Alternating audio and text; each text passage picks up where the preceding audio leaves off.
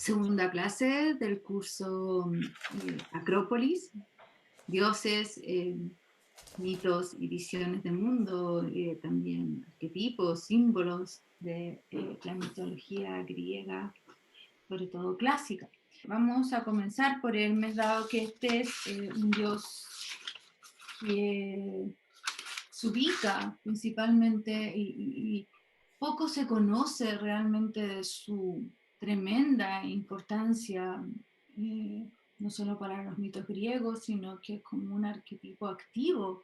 eh, un arquetipo activo en psíquico, es de todos estos dioses el más cercano a lo que podríamos relacionar con el arquetipo del self, del sí mismo, del arquetipo de orientación. Es el conductor de almas. Entonces vamos a hacer una comparación entre la mitología arcaica y la mitología eh, clásica o olímpica con respecto a este arquetipo.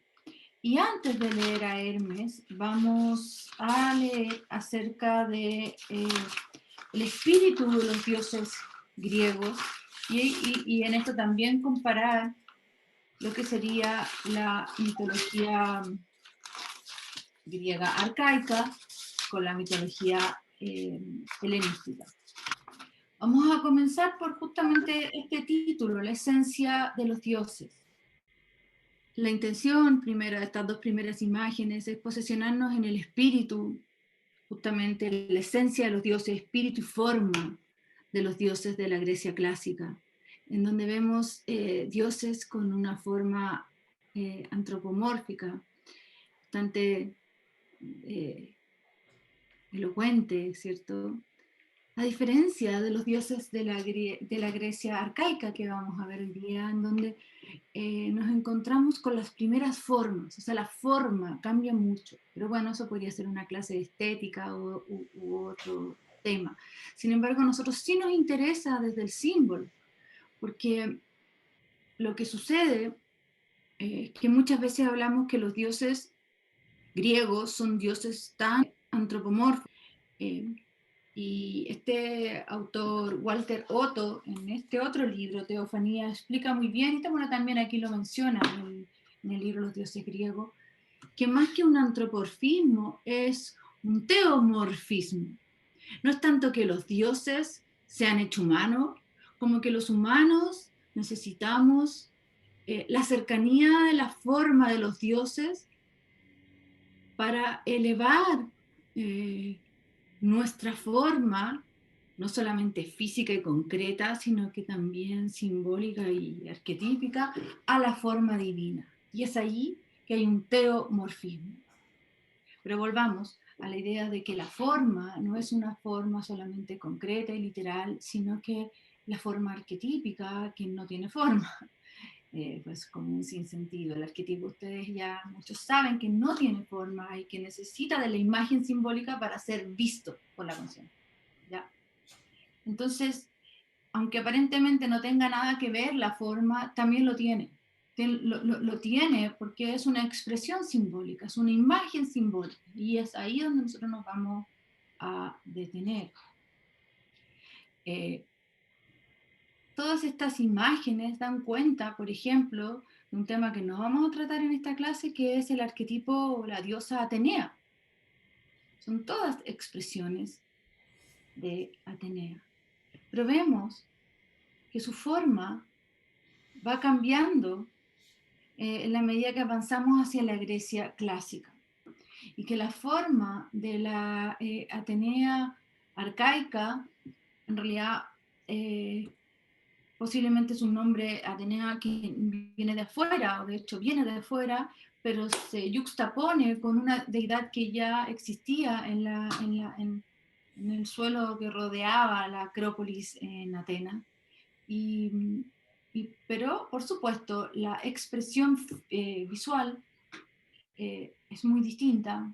Aquí tenemos una Atenea arcaica que cada vez más se acerca a las antiguas formas ctónicas. Y cuando hablamos de las antiguas formas ctónicas, nos estamos acercando a las formas por último, del subsuelo, que dan cuenta de un periodo mm, muy, muy, muy poco estilizado por un lado, muy inmenso de fuerzas brutas, de fuerzas eh, colosales que dan origen a todo lo que hoy día conocemos en el mundo ya eh, armónico, que la palabra armonía es propia de la palabra cosmos, o sea, cosmificado, en donde ya se distingue una cosa de la otra. En realidad, si tuviéramos que ocupar una de estas cualidades, es decir, que en el mundo arcaico hay menos distinción.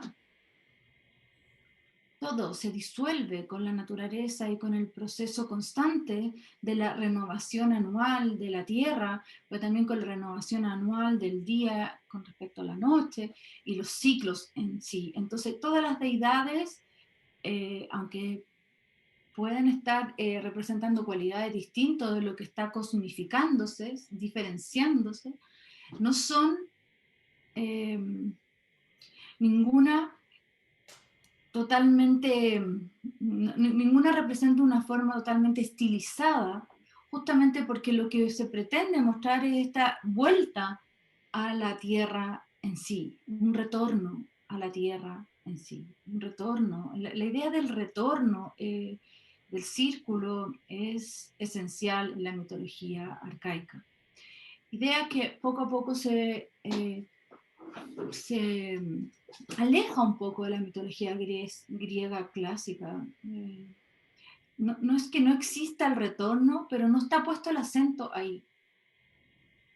No está puesto el acento ahí. Los dioses olímpicos no están interesados en seguir revisando todas las materias de Hermes, Deméter y Perséfone y el retorno anual de la Tierra y todo eso, que es maravillosamente expuesto en libros como eh, la introducción a la esencia de la mitología, donde aparece el tema de las dos diosas de Calquerengi, en el libro Eleusis de Calquerengi, en el libro eh, Dionisio de Calquerengi, en el laberinto de Calquerengi, en donde se trabaja el tema de lo que era el laberinto inicialmente en el mundo cretense, la mitología cretense en sí. Bueno, pero nosotros estamos en un curso que ahora va a avanzar hacia conocer eh, estos dioses, símbolos y mitos propios de la mitología griega clásica. Sin embargo, para conocerlos necesitamos conocer eh, dónde se fundan, cuál es el origen. Y el origen, por supuesto, es propio de la mitología griega arcaica. Entonces, ya en eso vamos a estar y para eso vamos a necesitar también leer. Entonces, avanzando con nuestro PPT, que muestra estas formas, claramente se ven las distintas también hipóstasis de la diosa, en este caso. No vamos a revisar, como ya dije, a Atenea hoy día, pero vemos que la diosa toma distintas hipóstasis. ¿Qué es una hipóstasis en un dios? Es como este es del ángulo donde la vamos a mirar, donde empieza a florecer un arquetipo dentro del arquetipo.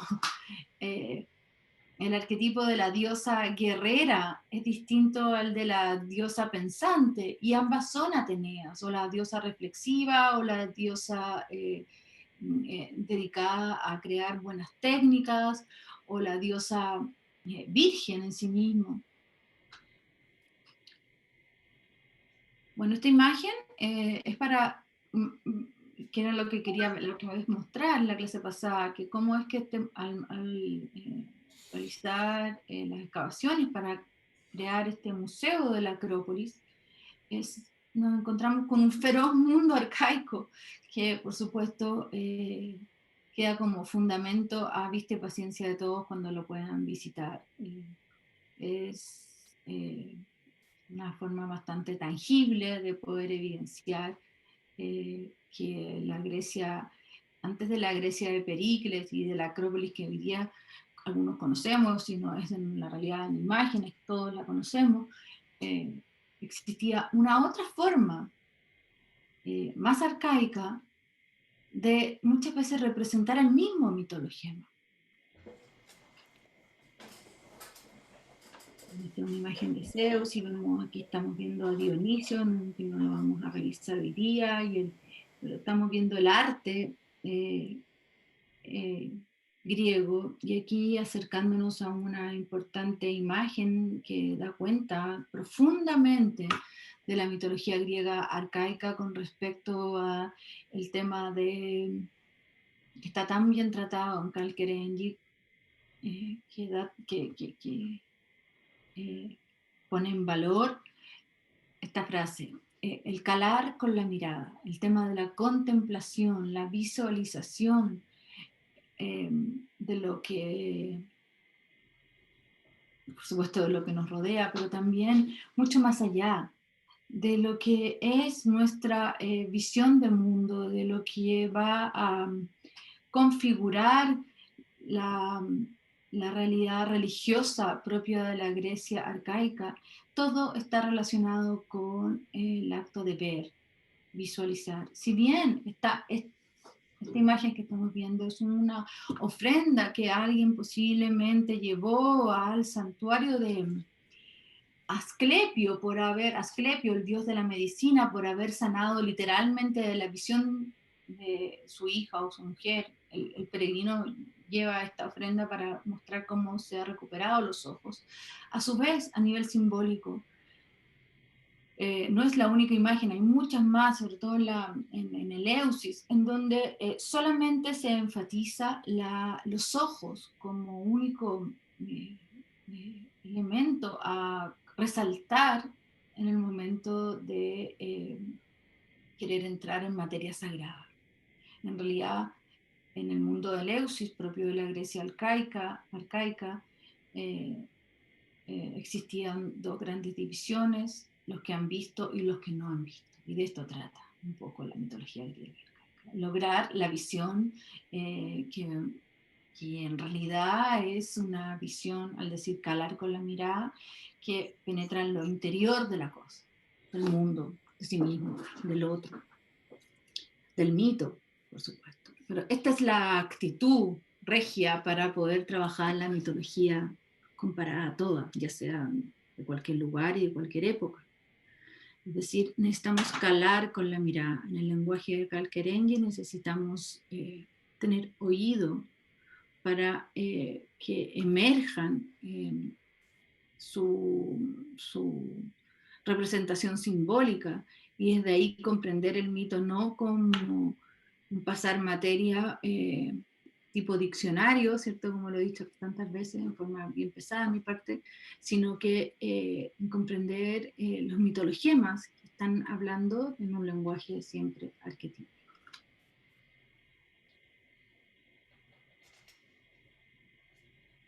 Bueno, si reconocemos la importancia de la Acrópolis en un plano, así como en un plano donde podemos ver los planos, están las trazas de la arquitectura de este lugar, que no es nuestro tema, sí podemos también evidenciar que además del plano de arriba, donde se encuentra el Partenón en sí, el Erección, los Propileos, el templo de Nike y otros, eh, existen unas laderas.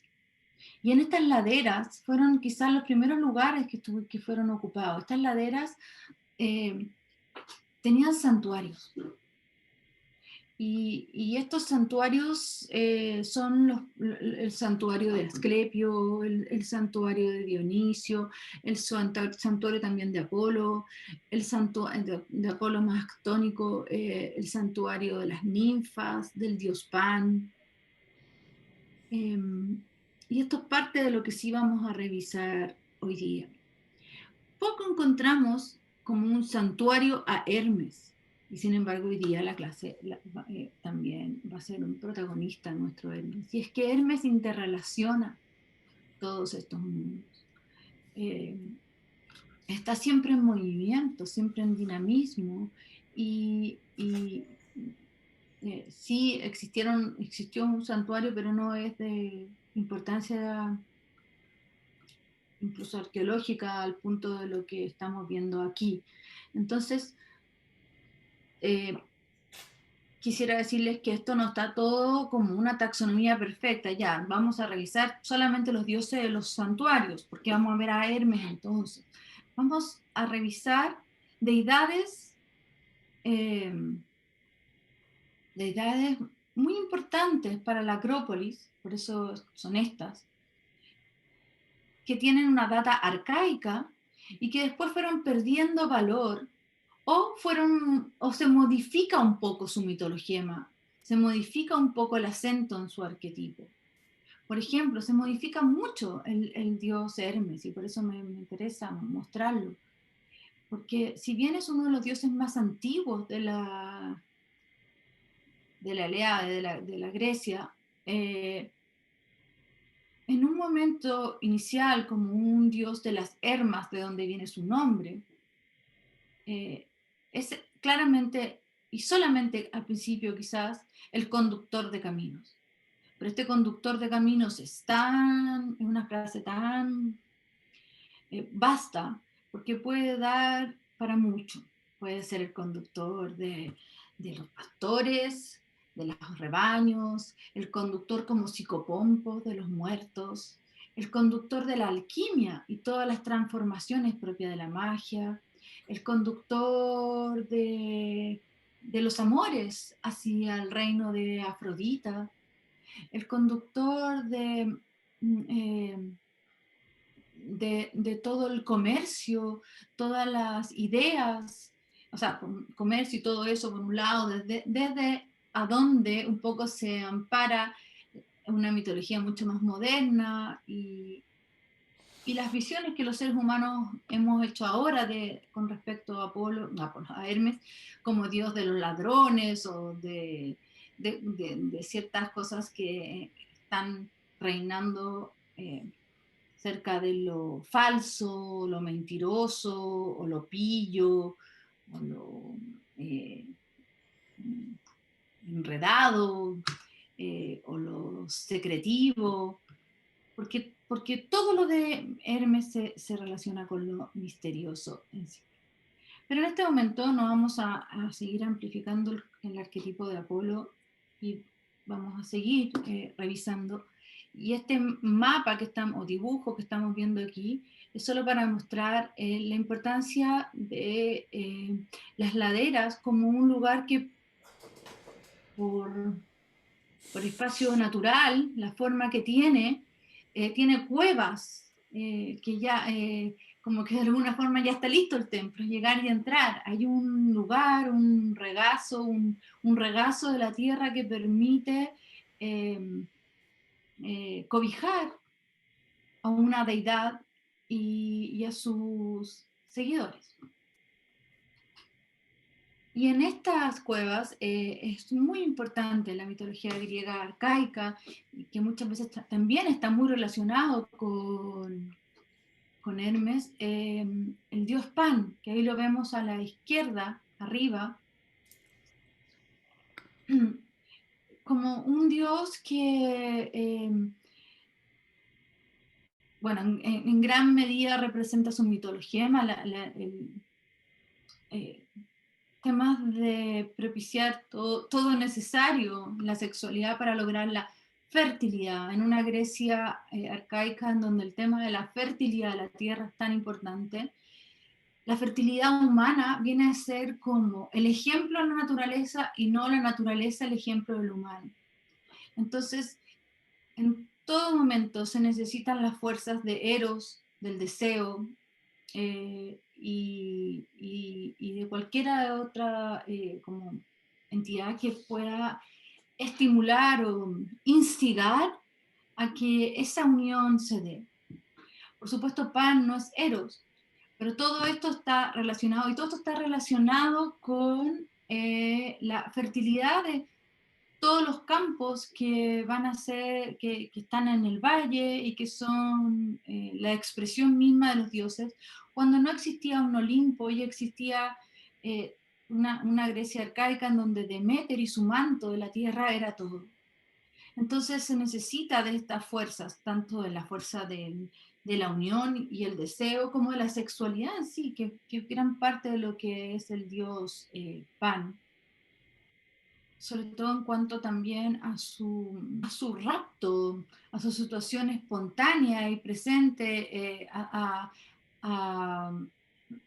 que esto suceda de una forma no reflexiva, sino que inmediata, en donde la moral o las decisiones propias de los humanos o de los dioses son de poca importancia, porque todo está al servicio de un reemerger constante de la naturaleza.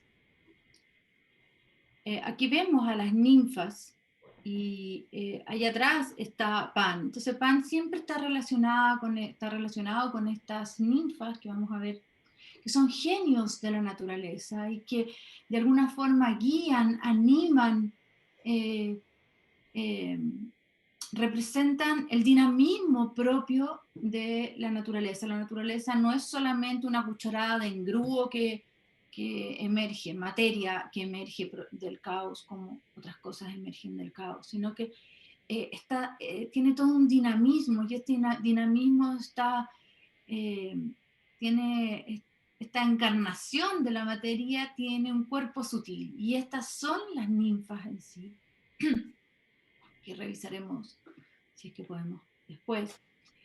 Pero después aquí las vemos con una expresión totalmente antropomórfica y bellas, estilizadas. Y el dios Pan representa justamente lo otro, lo bruto, lo animal, lo no perfecto, pero asimismo, justamente por su imperfección, pleno de seducción y capacidad de abducirte a estos lares de la existencia del humano. La serpiente, que es tan importante en el mundo de Apolo arcaico, en relación también a su hijo Asclepio, la sanación, la renovación, la eterna renovación de la piel,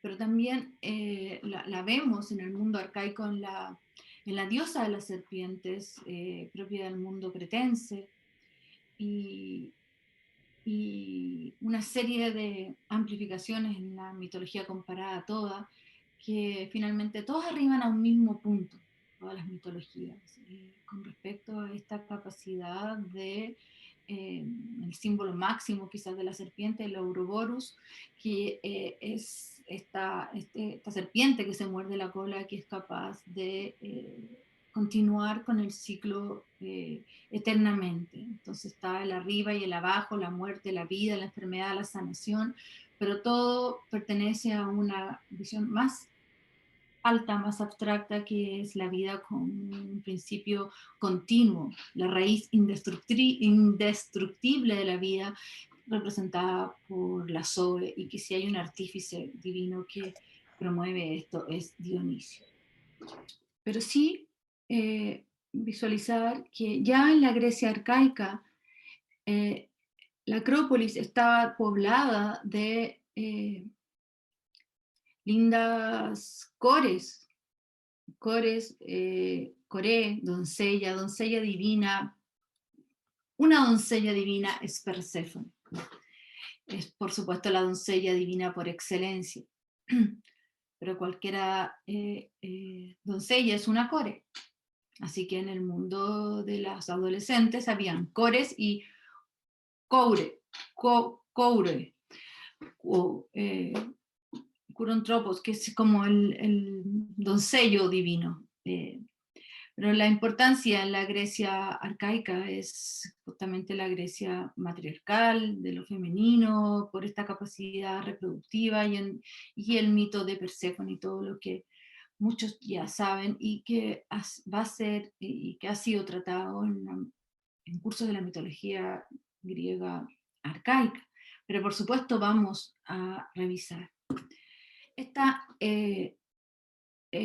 distintas estas ofrendas de muchas veces de familias con la posibilidad económica como para poder lograr este este maravilloso objeto artístico y ponerlo en la Acrópolis, muestra la importancia del renacimiento de Perséfone año a año, la importancia del renacimiento de la naturaleza.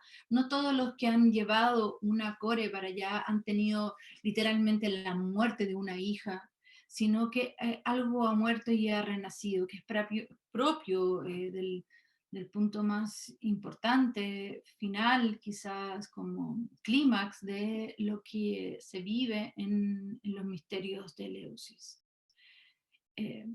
Se vive una peregrinación bueno, de Atenas a Eleusis con la intención de lograr la visión, o sea, de ver.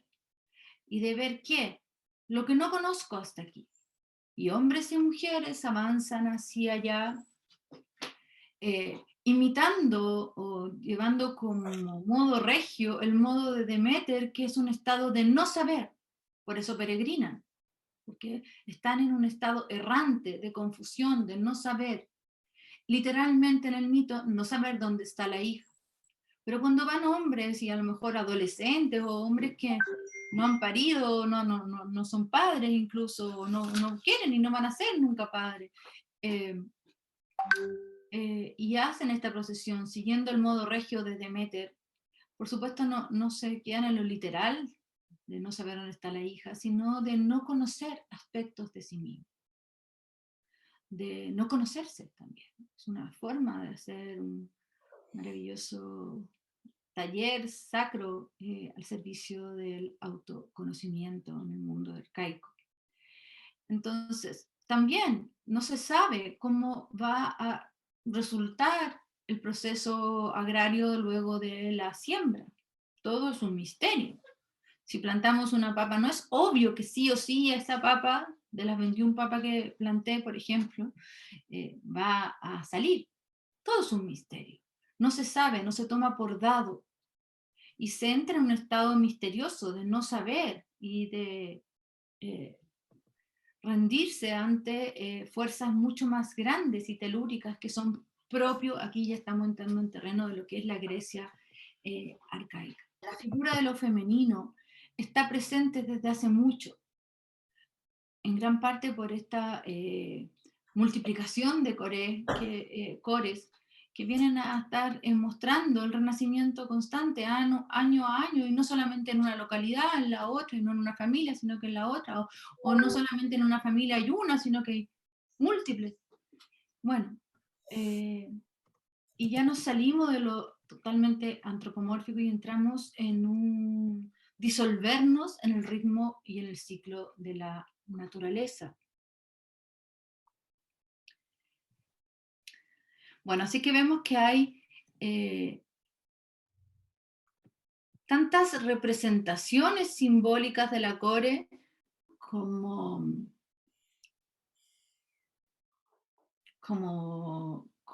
sí que existan, porque cada cual puede dar una representación distinta, no hay una única forma. Entonces aquí nos acercamos también a la idea del mitologema.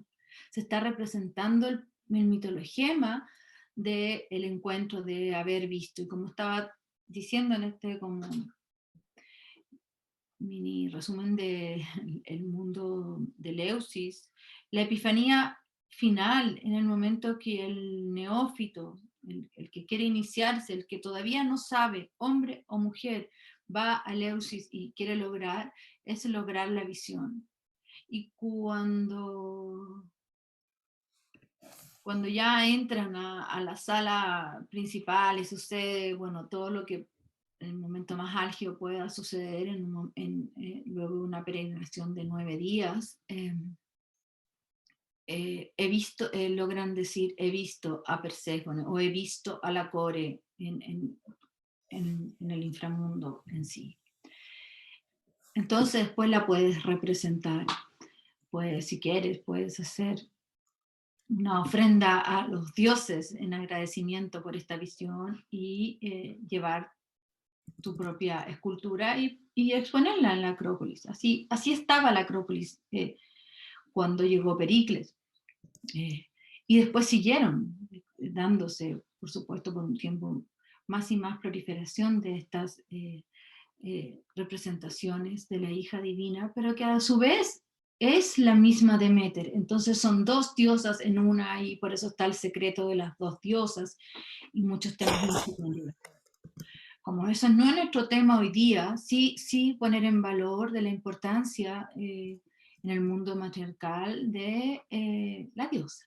Bueno, y si hay una representación digna de visualizar y ver en el Ática, es la representación de la core en sí, como una manifestación concreta de la epifanía que ha vivido el neófito. Eso es lo importante. La epifanía, por supuesto, no es la escultura que está ahí afuera, sino que es la visión. Pero es tan cercana, es tan vívida, es tan profundamente descolocadora del mundo ordinario, es tan extraordinaria, que el neófito logra decir he visto. Quisiera, por supuesto, comenzar por el origen, porque así es el modelo ejemplar y no vamos a cambiar nada de eso. Nunca ha cambiado, no va a cambiar. El patrón es el mismo, en culturas tan diversas, en tiempos tan diversos, en mitologías tan diversas y en historias tan diversas, si queremos hablar de la historia, porque no es nuestro tema la historia, porque justamente el mito es ahistórico. Pero antes de que exista este panteón de dioses, los 12 del Olimpo y todo lo que más conocemos de la mitología griega, olímpica, clásica, existió todo un panteón de dioses arcaicos. Y antes de que existieran los dioses, existía un panteón de titanes. Y antes de que existieran los titanes, existió la Tierra. Y antes de que existiera la Tierra, cuando se decía que no hay nada, pero en realidad hay un plenum, hay un pleroma, hay un vacío, con toda la simiente de la humanidad, encontramos al caos, ¿cierto? Este caos, que ahora sí que estamos en tierra como ad hoc para decir la palabra, porque la ocupamos en todas las mitologías, porque es una perfecta palabra para hablar de lo que había antes del cosmos. No hay una palabra que mejor lo pronuncie quizás también. Podríamos decir que hay todo un programa divino en el mito cosmogónico. Y el programa divino un poco es una plantilla ejemplar, un modelo ejemplar que se repite, como decía, de cultura en cultura, mitología en mitología. Y esta es que siempre primero la oscuridad, luego la luz. Siempre primero el caos y luego el cosmos. Y este caos también es parte de la plantilla, no es en realidad un vacío, sino un plenum, o un plenum vacío. Es vacío porque no hemos visto, no hay nada que se pueda describir allá afuera, no hay nada que sea distinguido de las demás cosas, no hay ningún elemento que podemos hablar de su cualidad, porque no ha aparecido, no ha emergido todavía ninguna forma. Bueno, podríamos decir que, no sé si son hipóstasis del caos o como formas sutilmente que se diferencian del caos. Lo primero que podemos decir que emerge del caos es justamente el concepto de la noche y del erebo. De la noche, a su vez, nace el día y el éter. Miren qué interesante. Día y éter nacen de la noche, emergen en realidad de su vez. Entonces, siempre el día precede a la noche. O sea, precede después, ¿cierto? Antes, sí. Siempre el día precede a la noche. Y el éter es justamente como el tema de los dioses olímpicos, y hablaremos después de esto puntualmente. Entonces, podríamos decir que el caos emerge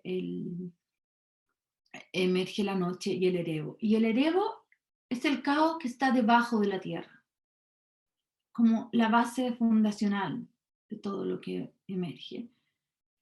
Y se diferencia de un caos que hay sobre la tierra, que después también va a emerger como el cielo. Eh, y aquí está Urano. Entonces, el primer elemento que ya podemos sí reconocer con una cualidad muy distinta, justamente porque se ha armonizado, es la Tierra. Se ha armonizado, digamos, se ha distinguido de lo caótico, se ha distinguido de una masa confusa, abismal, y ha emergido algo que tiene una cualidad. Esa cualidad la podemos reconocer. La cualidad de la Tierra es distinguible, se distingue de lo que no es Tierra, ¿cierto?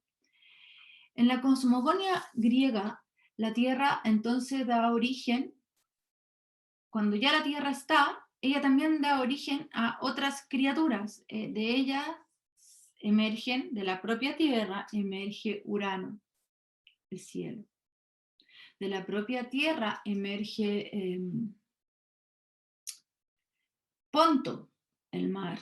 De la propia Tierra emerge lo que podríamos distinguir de la Tierra como en genérico, la montaña en sí.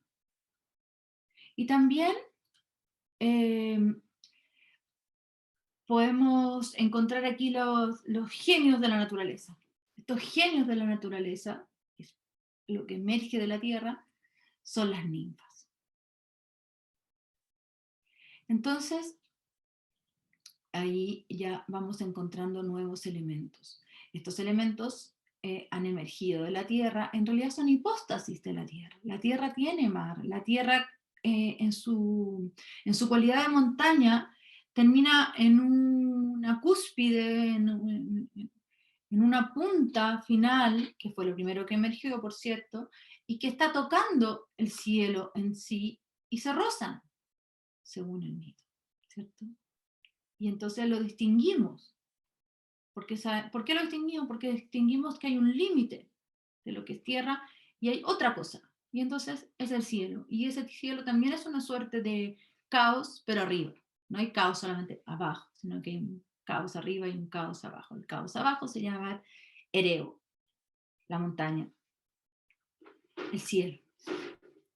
Bueno, la tierra entonces, porque es parte de su mitologema,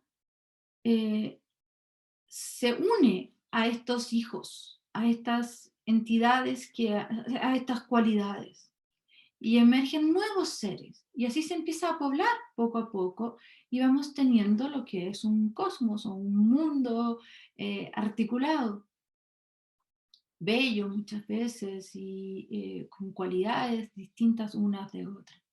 Cuando la Tierra se une, cuando la Tierra se une con el mar, con Ponto, tiene 4 tipos de criaturitas marinas, que son Nereo, Forcis, Taumas y Euribia. Cuando la Tierra de esta unión con Ponto, entonces surgen estos dioses, que son Nereo, Taumas, Forcis y Euribia. De Nereo surgen las Nereidas, de Taumas surgen las arpías Iris, que son fuerzas contrarias. No vamos a escribir tanto lo que es las arpías, pero son se visualizaban como fuerzas absolutamente como fagocitantes, propias de la bruma marina, las nebliscas, todo medio caótico y arrasador. El arrasar son las que arrasan con todo. Pero pensemos este arrasar en la superficie del mar. Y un caso muy contrario sería Iris, que es, bueno, el sinónimo del arco iris y la esperanza y todo eso. Bueno, Todo eso surge de Taumas, de Nereo, las Nereidas y de Forcis. Van a surgir estas fuerzas, las górgonas y las greas. Todos animales muy relacionados con lo monstruoso. Y si tenemos que definir qué es lo monstruoso, animales, entidades mitológicas, ¿qué es lo monstruoso? Hablando como si yo fuera un extraterrestre, un marciano, un jupiteriano, cualquier planeta o cualquier otra parte de que no es la Tierra, tiene que ver con fuerzas, con formas que no se han distinguido todavía completamente de lo que nosotros podríamos decir lo caótico. Entonces, que son bastante caóticas, pero aún así se distinguen de lo demás. Podemos reconocer cuando vemos a una medusa como una de las górgonas. Bueno, y así quizás lo estoy diciendo muchos nombres, pero es para ver cómo se está poblando todo esto. Por otro lado, ¿cierto? La Tierra se une con Urano. Y de aquí surgen tres tipos: los titanes, los cíclopes y los hecatonquiros. Nos vamos a fijar que los cíclopes y los hecatonquiros también son fuerzas o formas monstruosas, caóticas aún, pero que se distinguen de los otros caóticos. Entonces son una criatura caótica, pero una criatura con una forma, una cualidad. Los titanes son la antesala de los dioses. Y quizás podemos decir que aquí está el arquetipo puro. Son 12 titanes, en donde vemos a Crío, Seo, Cronos, Hiperión, Japeto y se me fue uno en este momento. Y entre las chicas, las titanesas, está, bueno, Gea, ¿cierto? Tía, Temis, Nemosime, Tetis, que se une con Océano. Es el otro titán, hombre, es Océano. Eso es. Y estos se unen, entre ellos forman parejas, y bueno, la pareja que da origen a los olímpicos, en origen como van a ser la pareja de Cronos y Gea, ¿cierto? Perdón, Cronos y Gea, Cronos y Rea. Rea es la hija de Gea.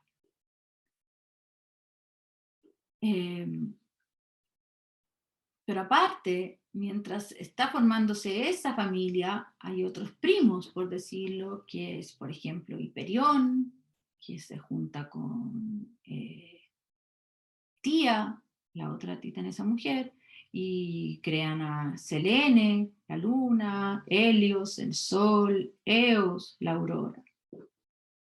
O hay otros como Japeto, que crea a Prometeo, Epimeteo, Atlas y otro menos conocido.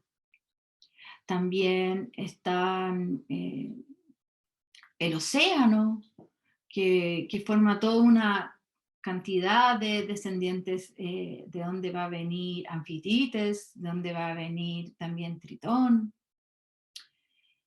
Bueno, pero básicamente nosotros nos tenemos que quedar para trabajar en los dioses olímpicos, en la pareja de titanes de Cronos y Rea, que van a dar origen a 6 grandes dioses conocidos, ¿cierto?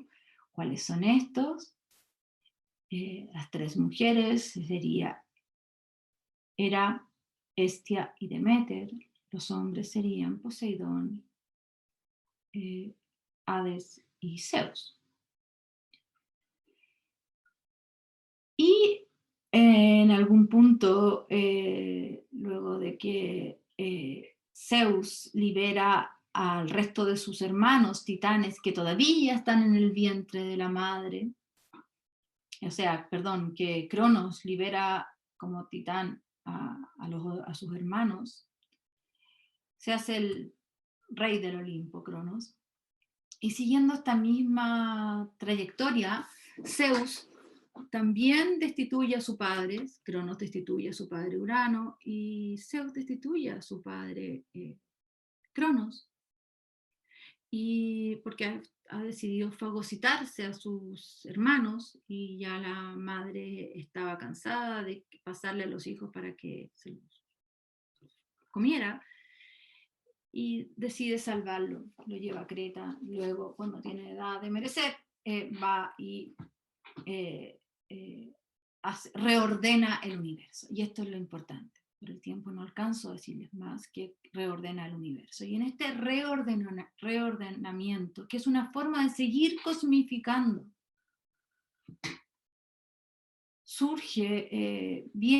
emerge la primacía de los llamados olímpicos. Y desde esta visión de mundo, entonces Zeus va a poblar el resto de los otros arquetipos necesarios para que exista un universo armónico. Necesitamos entender de dónde emerge el orden con respecto a la justicia del tiempo. Entonces Zeus se va a unir con la titanesa Temis y va a tener hijas que se llaman las horas. Y también va a tener hijas que se llaman las horas y las parcas.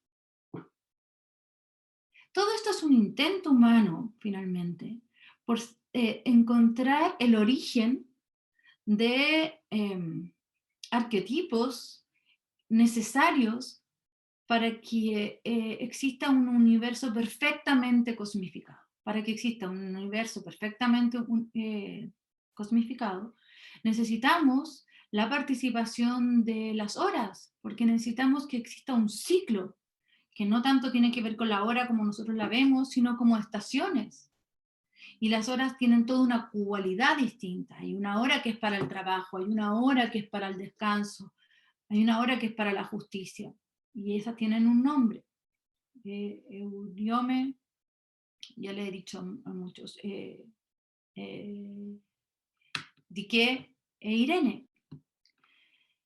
Pero más que aprendernos de memoria, si pueden aprendérselo, fantástico, y si no, no es el tema es comprender que necesitamos marcar una estación, y que esa estación no solamente es marcar, dividir la torta en tres, sino que entender que tiene una cualidad.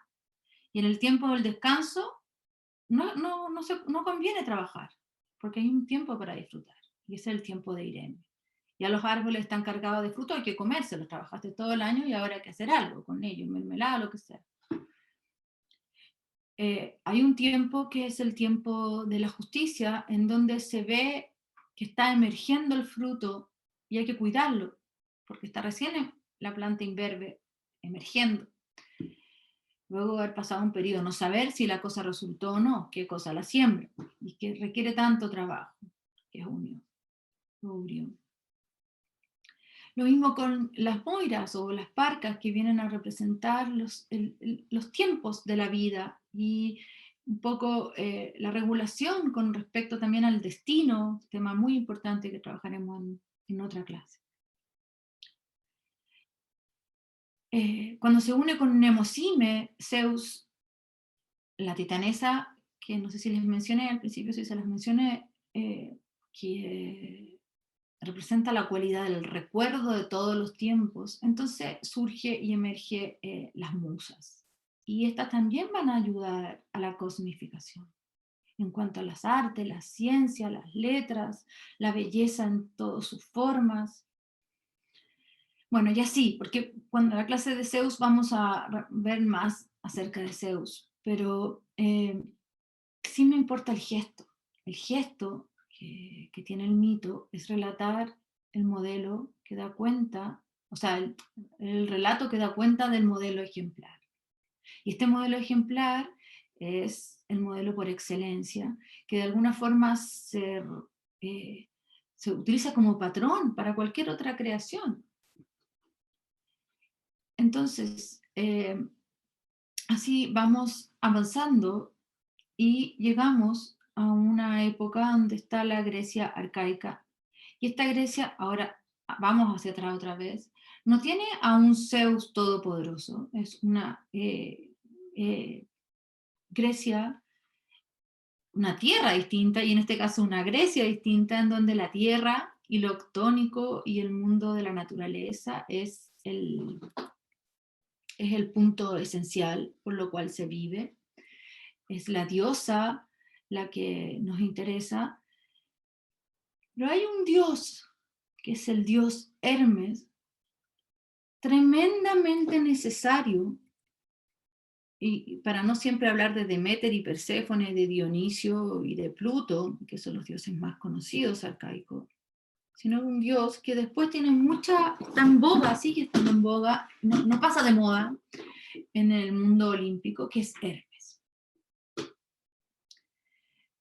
Este dios Hermes es el gran conductor. ¿Y por qué es tan importante la Grecia arcaica? Porque necesitamos que la semilla baje, necesita tener un conductor. Necesitamos que el fruto reviente, muera, viva todo su nigredo, se transforme y gire y suba. Para eso necesitamos a un conductor. Necesitamos que los muertos que van acaeciendo en la tierra cosmificada retornen al mundo de Pluto. Necesitamos un conductor. Necesitamos que el renacimiento vuelva a subir. Entonces necesitamos un conductor. Necesitamos que nuestras ideas, nuestros mensajes, nuestra conexión con el mundo del oscuro, de la noche, eh, eh, tenga una conexión con el mundo de la luz, lo fértil, lo visible, lo frondoso, lo abundante. Y necesitamos un conductor. Bueno, Hermes es el gran conductor de almas, y cuando decimos almas es una forma de darle importancia al cuerpo sutil, pero también los cuerpos físicos y las cosas físicas, todo está relacionado con el gran Hermes. En realidad tenemos que ir hacia atrás en el mito de Hermes y saber que Hermes, tónico, o sea, propio de la, podríamos decir, telúrico, es antecedido en la mitología egipcia por Tot, ¿cierto? El dios de la magia, de la palabra, del cálculo. Bueno, entonces todas las cosas que vamos a aprender ahora de Hermes están todas relacionadas con lo que originariamente es Tot en Egipto. ¿Para qué decir la importancia de Hermes Trismegisto, el 3 veces nacido? Y todo lo que los que han estado en los cursos anteriores, principios herméticos, es decir, todos los maneja esta gran deidad. Luego más se conoce solamente como el heraldo de los dioses. Heraldo significa mensajero. Pero no es tanto como que Zeus le envíe un recado de aquí para allá, como un cartero, por decirlo, que un poco así como se toma en la Grecia clásica, sino que Hermes es el principio que sabe encontrar el momento oportuno. Y es un principio interior, esa oportunidad del momento, que después solamente se llevó como para pensar en un pensamiento pillo, en el ardid. Es el timing del psicólogo, es el timing de la vida, es el momento justo para hacer el giro. ¿Qué pasaría si la semilla siguiera bajando, bajando, bajando forever? Si no hiciera el giro, no hay retorno. Y eso tiene un timing, un tiempo. Todo esto es Hermes. Si bien la semilla resucita en el mundo de Pluto y es Hades y pertenece a ese arquetipo, Hermes es el conductor. Si bien Dionisio encarna en sí mismo la raíz indestructible de la vida, porque es un dios que nace y muere, pocos dioses mueren, Osiris en la mitología egipcia muere. Y sin embargo es el dios de la vida, la raíz indestructible de la vida, que es Dionisio. Hermes hace otra función, que es el conductor. Y es esa parte la que queremos tomar como punto esencial, y recoger, recordar, poner en valor en esta clase. Quería que leyéramos entonces de la esencia de los dioses, justamente en este punto de inflexión, este punto crucial en donde comparamos la mitología griega arcaica, porque es el punto del tema de hoy, con la mitología griega olímpica. Entonces no vamos a leer, nos vamos a tener que saltar por tiempo lo de la Grecia olímpica, porque ya lo veremos desde la próxima clase. Bueno, es el capítulo 4, la esencia de los dioses, y espíritu informa. Sabemos que hubo una época en que las divinidades eran distintas. El espíritu de este periodo es el objeto de nuestro segundo capítulo. En aquel entonces no vivían en el cielo sino en la tierra. Homero conservó evidentes recuerdos de la ciudadela divina en el Olimpo de Tesalía y de Lida, el monte de Zeus. También en otros lugares hay noticias acerca de una veneración antiquísima de las grandes montañas, la amena morada de los dioses, como dice Hesiodo. Aquí, Teogonía perdón, 129. quisiera ¿Mm? recordar que esto de las grandes montañas y la vena morada de los dioses, sí, también está el cerro arriba, la cúspide, pero como se adora a la diosa Gea, y la diosa Gea ya vimos que puede tomar la hipóstasis de una montaña, es la montaña en sí. Entrar en una cueva es entrar al interior de la diosa. Te encuentras una cueva y estás directamente en el templo necesario para la mitología griega arcaica. Esta es una de las grandes diferencias con la mitología posterior, la que en realidad va a tratar este curso, en donde la cueva ya no es el tema, sino que la cima, el contacto de la tierra, pero con lo divino que está en el cielo. El imperio de los antiguos dioses linda Sí. por doquier con la religión de los muertos. Toda vida está emparentada con la muerte. Para el espíritu de este imperio antiguo no hay rasgos más característicos que los separe de los nuevos dioses. Para el espíritu de este imperio antiguo no hay rasgo más característico que lo separe de los nuevos dioses. Entonces, ¿cuál es la gran escisión entre los nuevos dioses y los dioses arcaicos? La importancia que le da al mundo arcaico, o los dioses arcaicos, al mundo de los muertos. La tenebrosa morada del Hades, donde habitan los muertos, es un aborrecimiento para los dioses. Ilíada 20,65. Según la creencia del periodo clásico, Apolo no debe entrar en contacto con la muerte. El dios debe abandonar la casa de Admeto en Eurípides. Querido por él, ya que la muerte espera a su esposa, Alceste 22. La diosa Artemis no puede reunirse más con su favorito, Hipólito, porque su fin está cerca. Adiós, he de evitar ver agonizantes. El hálito de la muerte no debe profanar mis ojos, y ya no está lejos el odiado momento. Eurípides, Hipólito, 1437. Esta era la cita que la clase pasada yo les conté acerca de esta Artemisa que, bueno, está toda la otra parte muy linda de Hipólito, como él se agradece solamente saber que existe la diosa Artemis. Pero no, en la Grecia clásica no se pueden juntar estos dos mundos. Quizás también porque es algo que está recién emergiendo a una cualidad distinta.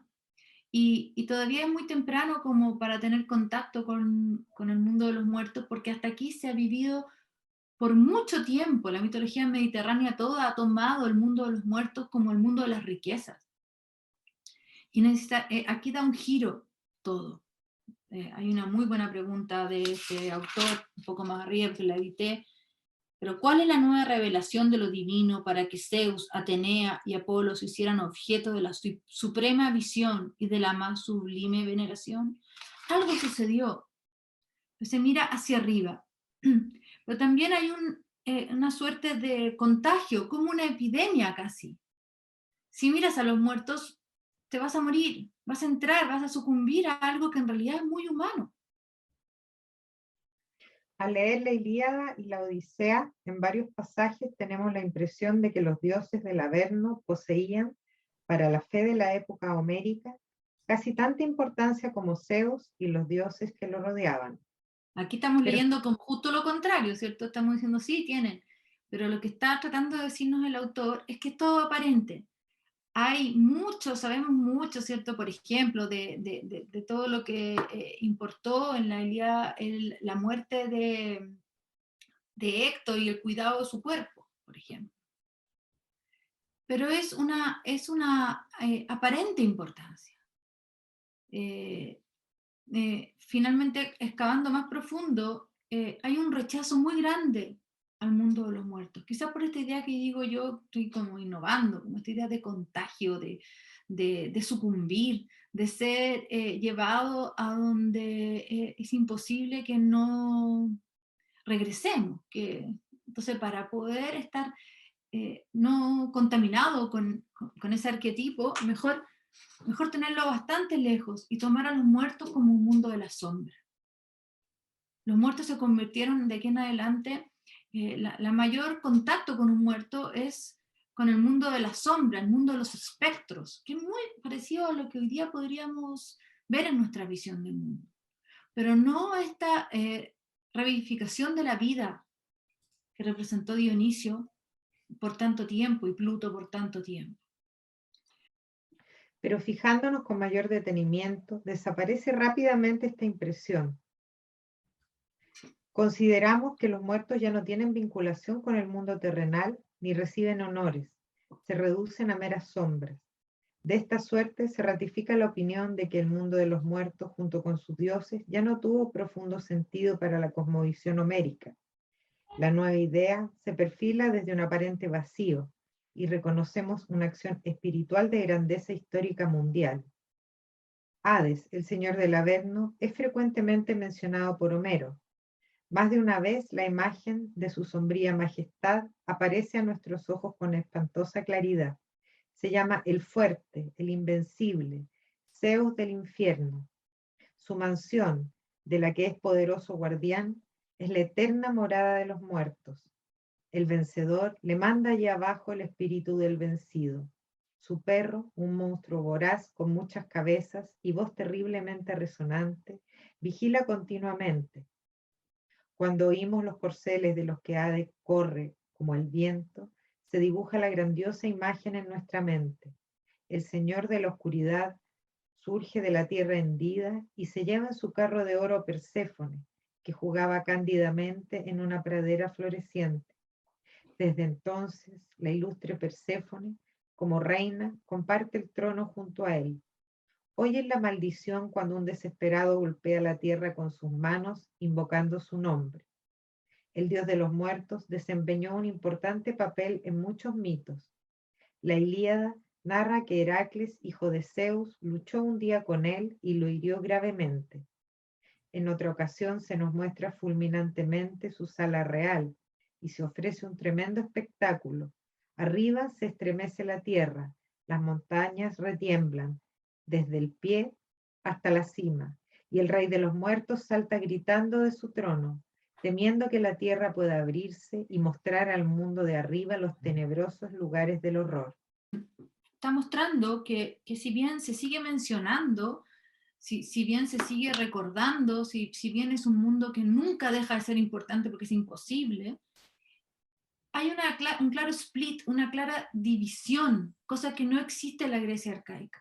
Para que existe un ritmo continuo entre el morir y el renacer, que es todo propio del mito de Osiris, los secretos de Osiris, y que también, por supuesto, es tan fuerte en Dionisio y en todo lo que es el Hades como una concepción de Pluto, el mundo de las riquezas, Deméter y retorno de su hija constante y vuelta al Hades como soberana del infierno y no como víctima de todo eso, muestra que existía un ciclo en donde no hay un límite claro. ¿Cuál es el límite claro?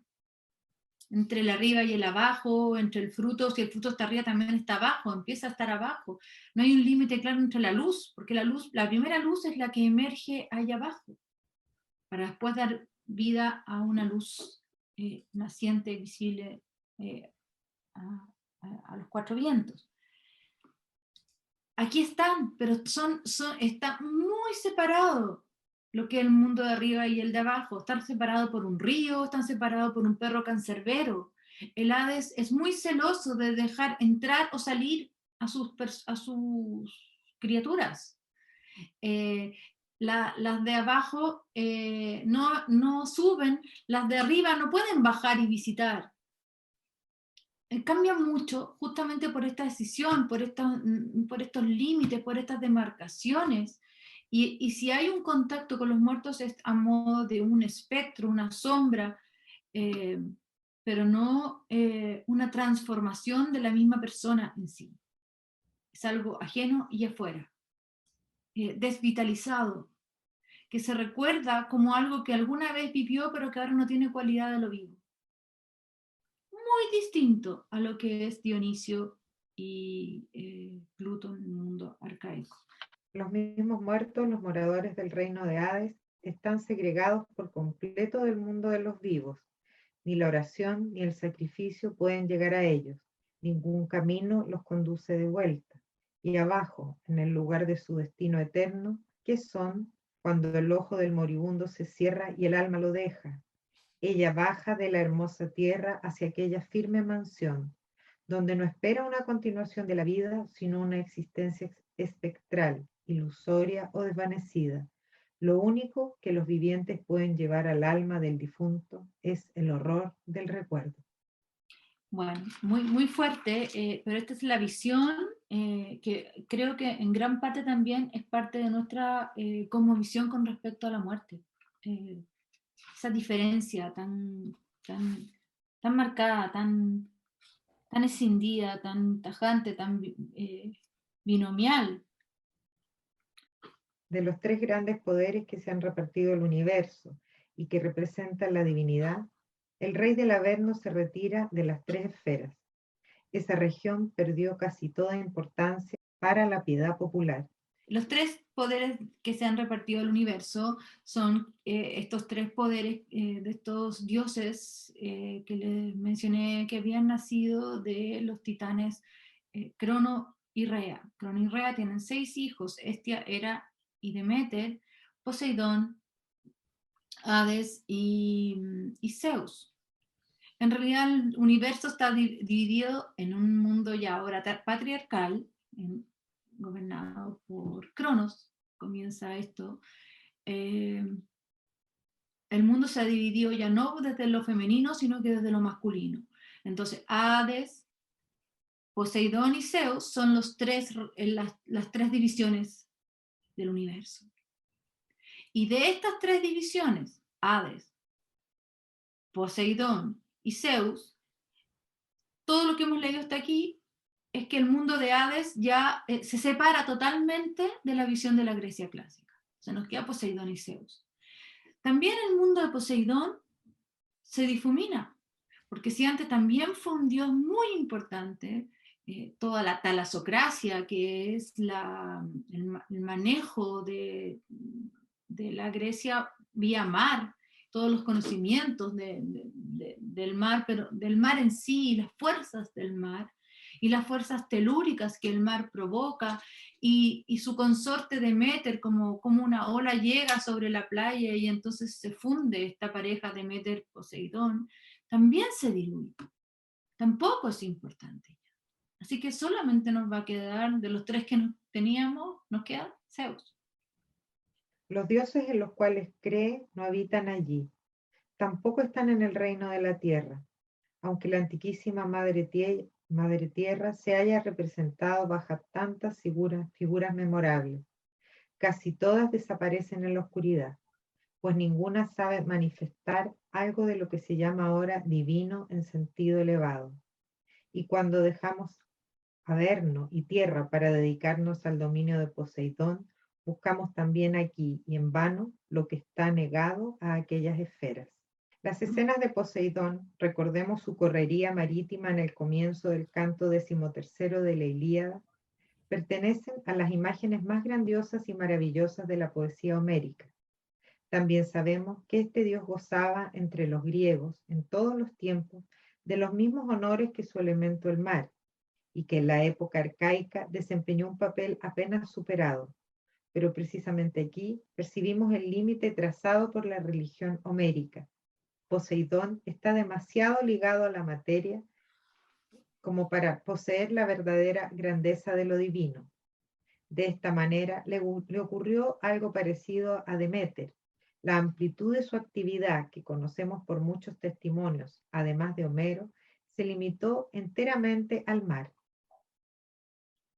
Ciertamente, epítetos estereotipados como Enosigaios, Enochitón, Gallahoyos y el mismo nombre de Poseidón extienden su poder también sobre la tierra que sacude en sus fundamentos, colocándolo al lado de la antigua diosa de la tierra como su señor y esposo. En la descripción del combate de los dioses, en el 20º canto de la Ilíada, el terremoto que lo acompaña se atribuye a Poseidón. Tiemblan montañas y valles, y en la hondura el rey de los muertos salta gritando de su trono por temor a que Poseidón abra la tierra sacando a la luz su horrendo imperio. Pero los hombres de la Ilíada y la Odisea piensan en Poseidón solo cuando se trata del mar. Para ellos, su fuerza no actúa en el interior de la tierra ni en el crecimiento de los animales, ni tampoco en la abundancia de los ríos. Una diferencia muy significativa resulta si comparamos su papel con el de Hermes, Atenea o Apolo, los cuales protegen y santifican tantas condiciones de la vida humana con su presencia divina. Para el mundo homérico, la esencia de un verdadero olímpico tiene un sentido de inmensa hondura y amplitud. La esfera del poder de Poseidón, en cambio, se restringe a un terreno material, firmemente circunscrito. El poder de su liombre suena como algo pasado y anticuado.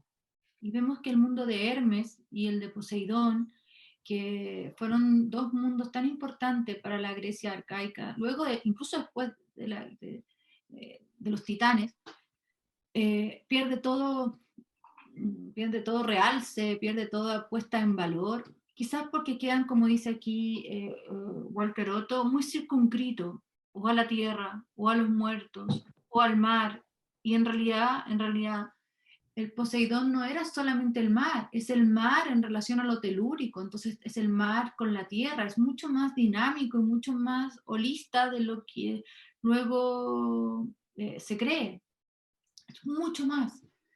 Pero bueno, viéndolo desde esta forma tan sectorizado, el Hades o el mundo de Poseidón no tienen nada que ver con otros dioses, como está diciendo, como leímos recién aquí, que tienen un poder más interconector, como lo sería Hermes, Atenea y Apolo.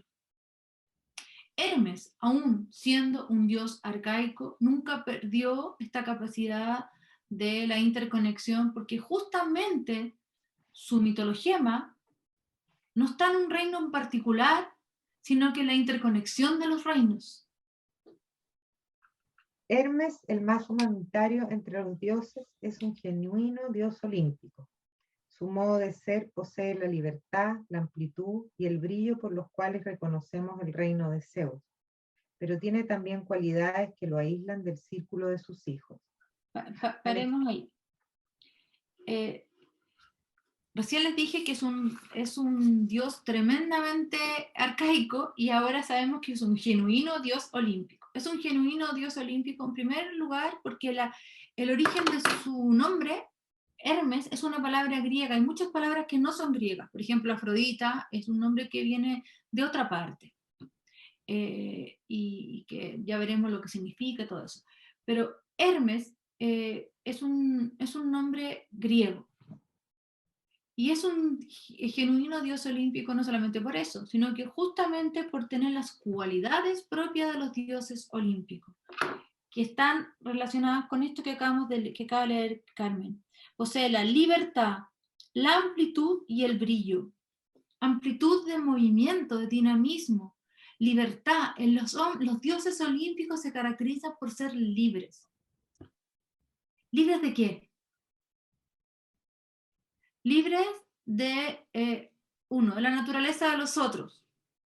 Están metidos en su mitología y pueden hacer cosas que al otro no le gusta y tienen consecuencias, sí, las hay. Pero son libres, se sienten libres de poder moverse dentro de sus límites, de sus cualidades, con libertad. No le preguntan a Zeus para hacer tal o tal cosa. Hay límites marcados. Incluso Zeus tiene límites marcados por las normas y el destino.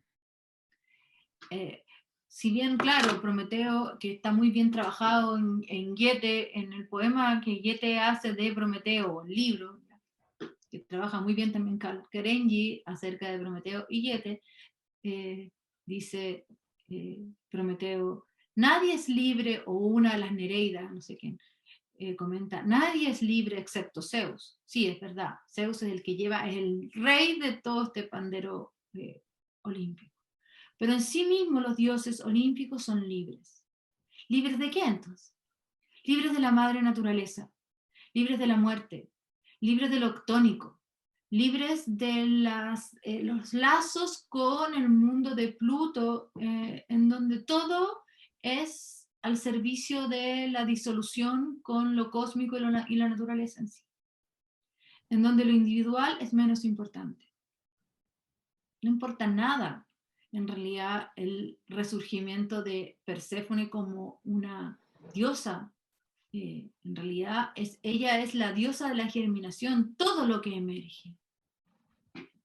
El drama de la madre que pierde a la hija no es el tema realmente de Deméter, sino que el drama de todo lo que perdemos, el drama de la muerte, el drama de no entender y no conocer, es realmente lo que fundamenta el mito de Deméter. Entonces, con respecto a esto, somos libres, a estar atados a los lazos tónicos. Esa es mi visión. Con todo lo que he leído de esto, me atrevo a decir que es esa libertad la que tiene el mundo olímpico. Y quizás de ahí viene, es olímpico, ¿cierto? Cuando alguien es olímpico, es libre, se atreve a hacer algo tremendamente audaz. Bueno, y también la otra cosa es el brillo, el destellar, el brillo de la claridad, de la luz, por supuesto, marcado por lo que representa Apolo, Atenea, Hermes, o sea, Zeus en sí mismo. Bueno, entonces, pero estamos revisando a Hermes y el Hermes también tiene todo esto. Si bien él baja al mundo de Hades, no es un dios tónico en el sentido que se queda ahí, pero en un momento todo comienza ahí y eso lo olvidó la visión de mundo olímpica y es lo que vamos a leer ahora. Lo principal de Hermes se ve ya por su nombre, que indica una forma antiquísima de culto. De entre el montón de piedras donde se elevaba su columna junto al camino, alguien pasó y tiró piadosamente una sobre él. De allí viene su nombre, porque no cabe duda de que Hermes significa el montón de piedras, el del montón de piedras. En esta estela, el falo es característico aún en épocas posteriores, lo cual indica también un concepto muy arcaico. El poder procreativo no es, como demostraremos, la esencia de Hermes, pero conocemos la imagen fálica en la esfera de las deidades titánicas que corresponde a una visión muy cruda de épocas arcaicas. Así podemos continuar el bosquejo de la figura de Hermes hasta los límites de una era en que las formas de pensar y contemplar se superaron por el nuevo espíritu. Pero qué distancia entre lo que allí adivinamos y el Hermes homérico con su esplendor e inagotable plétora. Entonces hay una tremenda distancia entre el Hermes, que es el rey del ardid, del comercio, también del pensamiento rápido, del pensamiento pillo, entonces ahí llegamos a los ladrones, a los mentirosos, a los embusteros, a todo eso. Porque cuando estamos viendo un mitologema que responde a un arquetipo, y el arquetipo es el de la conducción, algo puede conducirse para cualquier parte. Entonces, lo de bueno o malo, lo de moral o inmoral, es una apreciación posterior. Podemos decir para dónde va la bolita, va hacia allá, y después podemos decir ir para allá es bueno, y para allá es malo, para ir para acá está permitido, para acá no, para acá es arriba, para acá es abajo, son decisiones posteriores. Pero si entramos en la profundidad máxima de esto, o nos acercamos en realidad a ella, tiene que ver con que el dinamismo, estamos hablando del arquetipo del dinamismo, de la conducción. Después veremos si es que ir para allá es bueno o malo. Entonces, son posteriores las que dicen si es que es el que guía a los ladrones o a los mentirosos o a cualquiera que no esté dentro de las líneas morales. ¿Cuál es el origen de todo eso? Por ejemplo, Hermes como pastor guía a las ovejas, pero también si una oveja se descarrió, ¿esa no está bajo el reino de Hermes? Por supuesto que sí. Esa oveja Hermes la guió para que fuera a otra parte, y a lo mejor porque el tema total, así como en el Nuevo Testamento, Jesucristo ocupa mucho esta metáfora de las ovejas y la importancia de devolverse incluso por una, significa todo un movimiento de retorno y es parte de Hermes buscar, encontrar, y para que algo se pueda encontrar, antes se tiene que haber perdido. Entonces Hermes es responsable de todo eso, de perderlo y de encontrarlo. Quizás todo el juego está en eso. Desde una mirada más alta, da lo mismo. Entonces vamos a ir avanzando en la lectura hacia lo más arcaico, conocer esta parte de Hermes, cómo es capaz de guiar los pasos de cualquier cosa, de una energía, de un animal, de un astro, de un ser humano, de un dios. ¿Cuál es el concepto fundamental de la imagen de Hermes, de las esferas en que se suponen las acciones de Hermes? Se señalaron unas y otras como su reino original. Se trató de demostrar cómo su actividad y carácter se expandieron con el correr del tiempo hasta que se perfeccionó la imagen que nos es familiar. Para la ciencia de la religión es cosa segura que la figura de un Dios, prescindiendo de la fuerza milagrosa con la que realiza todo, no posee una lógica y unidad necesarias, pues no se debió de revelar de una vez al pensamiento y a la contemplación como una totalidad, sino que se habrá enriquecido y agrandado en la medida en que cambió la condición de sus adoradores y crecieron sus necesidades. Esta opinión presupone una extraña insustancialidad de los conceptos divinos, que podría desvirtuarse con una sola mirada a una deidad griega. Su deficiencia se manifiesta especialmente en la figura de Hermes. Sentimos como si el ágil dios escapase siempre de esta burda interpretación. Su historia se podría empezar ya por la simpatía hacia la vida de manadas y pastores, ya por su poder procreativo o por su relación con los muertos. Es activo en todos estos dominios, pero no es el único, aunque sí de una manera particular, pues utiliza en todas las esferas de sus acciones un marcado tono de imperturbabilidad que basta contemplar una vez para no tener dudas acerca de su modo de ser. Así se reconoce la unidad de sus actitudes y el sentido de su figura. Lo que puede crear y producir manifiesta en todo la misma idea, y ella es Hermes. Es bastante abstracto eso, en el sentido de que en realidad si lo podemos conocer en relación con las manadas o con la procreación o con el mundo de los muertos, no es el rey del mundo de los muertos, ni es el rey de las manadas, ni es el rey de la procreación, sino que para que todo esto suceda, para que el reino de los muertos siga operativo y sea el reino de Pluto, necesitamos que exista la conducción. Para que el reino de la fertilidad se dé, necesitamos la conducción. Él va a llevar muchas veces a un amante, el amado, o a veces va a hacer que se pierdan o que se extravíe, o va a ayudar a alguno a arrancarse porque no quiere estar ahí. Todo es parte de él. O va a guiar a los pastores y al animal en sí, a que siga o no al pastor. Todo eso está relacionado con Hermes. ¿Y qué es lo olímpico de todo esto?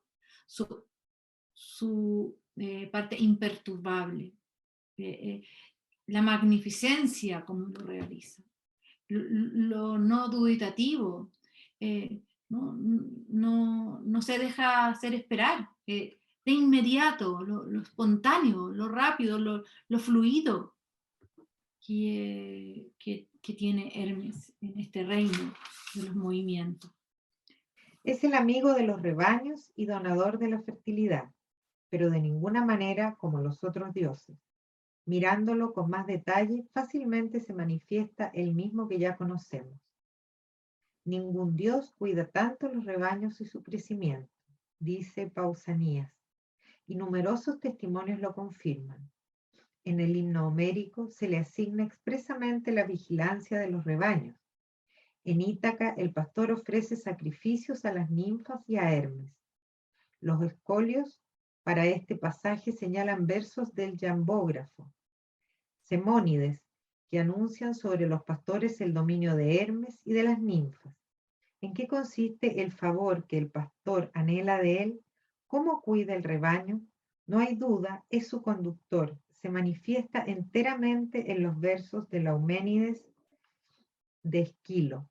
Es su conductor, quedémonos con eso, hay muchos ejemplos y no alcanzamos avanzar más. Sí tenemos que quedarnos con la idea de que cómo los cuida es su conductor, y cuando es conductor ayuda a que lleguen y también al extravío. Y es ahí el origen de lo que después quedó como el remanente de Hermes, como el señor de los ladrones, porque también ayuda a extraviarse. Hermes tampoco es un extraño en el reino del amor. Encontramos de nuevo al mismo pícaro que hemos conocido en otros dominios. Sería un error fundamental equiparar el carácter erótico de Hermes al de los genuinos dioses del amor. El reino del amor participa también de la suerte, puede absorberse en el favor del momento, en el atrapar afortunado, en la travesura, y ahí está el campo de Hermes. En esa condición de la coincidencia, de la suerte, de encontrarse en un mismo momento, en un momento oportuno, en lo expedito que sea todo, o lo no expedito, ahí está Hermes. Otra faceta de este dios lo muestra como acompañante de los muertos. Condujo a Heracles al Hades cuando éste debía agarrar el cerbero. Acompaña a las ninfas en las imágenes. Procede en el último canto de la Odisea con las almas de los pretendientes muertos, llamándolas del palacio para conducirlas al lugar de su destino. Este es Hermes Psicopompo, el conductor de las almas, del cual oímos tanto en épocas posteriores. Una sola vez aparece este dentro de la obra de Homero, pues en otras ocasiones, cuando los muertos van al Hades, no se menciona ningún acompañamiento, pero no dudaremos de que esta idea es antiquísima, porque cultos y mitos la confirman repetidas veces. Se dice que Hermes toma a los moribundos. Áyax, antes de arrojarse sobre la espada, ruega a Hermes que lo acueste cariñosamente. Edipo, aunque ciego, encuentra bajo su milagrosa conducción el camino que lo lleva al lugar donde fallecerá. Aquella mujer de la isla de Ceos, que en presencia de Pompeyo iba a poner fin a su vida, antes de tomar el veneno, hizo una libación a Hermes y pidió que la condujera por senda suave a un agradable lugar del Tártaro. Los Hermas, puestos sobre los sepulcros, dieron testimonio de su vinculación con los muertos. Qué interesante, qué importante es este punto, como Dios de los muertos nos acercamos mucho más ya a la Grecia arcaica, a este Hermes tónico y al origen de su palabra, Hermas, en donde este montón de piedras marcaban, cierto que los conocemos como para marcar un camino, pero en un momento tuvieron fundida la idea de marcar un camino y marcar un lugar funerario. Es decir, las hermas marcaban los caminos porque los muertos estaban marcando los caminos o el sitio donde estaba, donde yacía un muerto. E incluso después, en el momento de decidir dónde poner al muerto, lo ponían a la orilla del camino, por esta idea de que Hermes los pudiera agarrar y llevar al lugar que ahora les toca ir. No lo van a poner en el medio de la nada, sino que cerca de un camino para favorecer esta conducción. Eh, Ahora a nivel más simbólico, qué importante es contar con un arquetipo que nos guíe, que en la oscuridad máxima, como puede ser la oscuridad de la muerte, nos guíe hacia otro lugar. En el mundo egipcio, en el momento en que entraban a la Duat, la barca con el néter, o sea, el difunto, haciendo este viaje por la Duat, en la barca, lo primero que tiene, hay muchos personajes, como el conocimiento, que sí, bueno, pero el primero de todos es el abre caminos. Tiene que haber alguien que abra los caminos. Y si a nosotros nos importa a veces tener un GPS para poder llegar a no sé dónde, imagínense lo importante de tener un GPS para llegar a este gran destino. También para llegar ahí y después saber salir de ahí, si es que hay un retorno. Es esencial conocer este aspecto de Hermes. La actividad de Hermes en esta oscura esfera se dirige también en dos direcciones. No solo conduce abajo, sino arriba. En el himno a Demeter trae a Perséfone de vuelta del reino de los muertos. En los persas de Esquilo se le invoca para que mande el espíritu del gran rey a la luz. En la pintura de un vaso conocido de Jena, Hermes está con la vara levantada frente a la boca de un vaso gigante, enterrado en la tierra del cual vuelan almas aladas. Hermes, vinculado a las deidades infernales por el significativo epíteto tonio, puede aparecer frecuentemente como genuino dios de los muertos, pero en su condición de conductor se revela igual que en las otras esferas de su actividad. En el favor del acompañamiento se manifiesta la verdadera realidad del Dios. La importancia de vincular entonces también con los muertos, bueno, por supuesto eso con el mundo octónico, la conducción y dentro de lo mismo, pero no es exactamente lo mismo, el reino de la noche. Entonces es todo lo nocturno, que es como empieza el otro párrafo, el párrafo subsiguiente. Lo nocturno es su naturaleza, ya lo indica la capruza de Hades. Él a veces se hace invisible. Y entonces podemos seguir amplificando este mitologema, como que da cuenta del arquetipo de Hermes como alguien que puede pasar piola, como diríamos hoy día, invisible, no ser visto, pero todo lo que sucede en forma fugaz y que ocupa, al igual que Hades, una caperuza que significa, o sea, que permite ser invisible. ¿Qué sucede con el que no está viendo y de pronto advierte su presencia? Es tan fortuito y es tan de repente que muchas veces puede estar relacionado también con el rapto. La muerte es un rapto. Con el robo, con lo que desaparece y no vimos cómo desapareció.